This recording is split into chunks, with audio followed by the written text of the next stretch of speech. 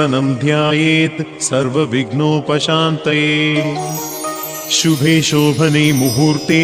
अद्य ब्रह्मणः द्वितीयप्रार्धे श्वेतवराहकल्पे वैवस्वतमन्वन्तरे कलियुगे प्रथमपादे जम्बूद्वीपे भारतवर्षे भरतखण्डे दण्डकारण्ये गोदावर्याः दक्षिणे तीरे शालिवाहनशके बौद्धावतारे रामक्षेत्रे अस्मिन् वर्तमाने व्यावहारिके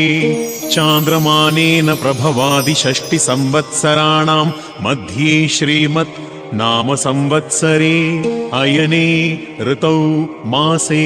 पक्षे तिथौ वासारयुक्तायां शुभ नक्षत्र योग करणयुक्तायां शुभतिथौ ममोपात्त समस्त दुरितक्षयद्वारा